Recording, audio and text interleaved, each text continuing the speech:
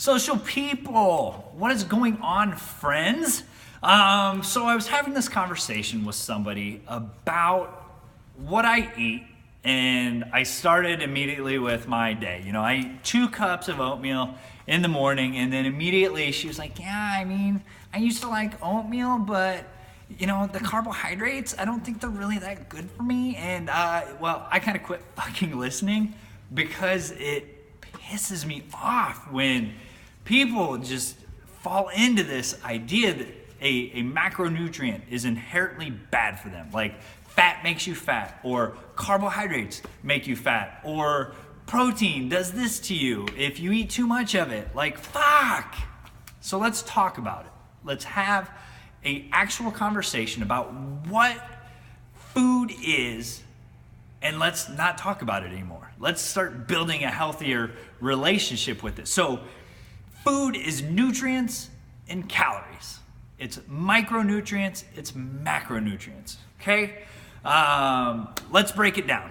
There are 4 calories per gram of protein. There are 4 calories per gram of carbohydrates and 9 calories per gram of fat, okay? So protein and carbohydrates, the exact caloric breakdown per gram, okay? Protein's gonna be better for building muscle.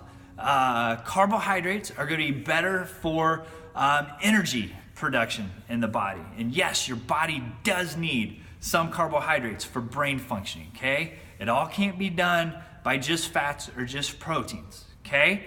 Your micronutrients, you're gonna get a ton of micronutrients out of the fruits and vegetables you eat, okay? So going back to the macronutrients, because we always demonize one, like you have to get rid of one if you're gonna be in a diet that's successful. God damn, okay, back on point.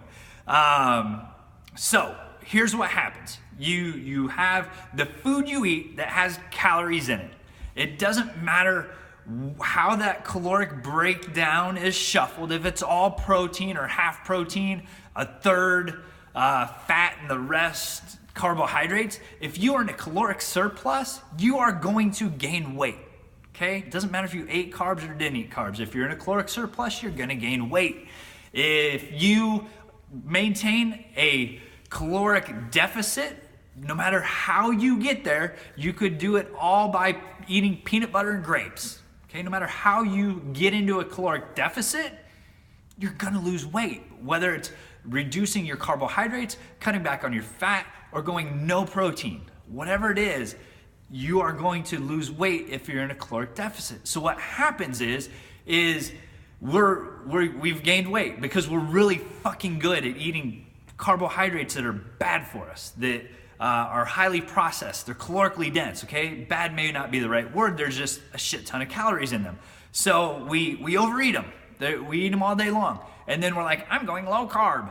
And we go low carb, and it's not because the carbs were bad, it was our inability to stop eating so many goddamn many carbohydrates that put us in the caloric surplus. So when we reduce them, we don't have the knowledge yet to replace those calories with protein and fat. So we're gonna stay in a caloric surplus or a caloric deficit.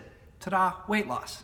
But in time, we figure out how to eat more protein, how to eat more fat, and then we're back to where we started. So what's the moral of the story? Eat less highly processed, calorically dense shit. Whether that's proteins, carbohydrates, or fat. Scratch it, eat less of it, okay? Eat a shit ton more vegetables, eat moderate amounts of protein and fat. Listen to your body. Your body's gonna tell you when it's overfed. If you feel full when you eat, you've probably consumed too many calories. If you feel satisfied and you can stop when you're satisfied, you're probably gonna stay right around caloric maintenance or maybe get into a deficit. So stop overeating, stop eating shit, and I think you'll be just fine. There's carbohydrates for you. See you, friends.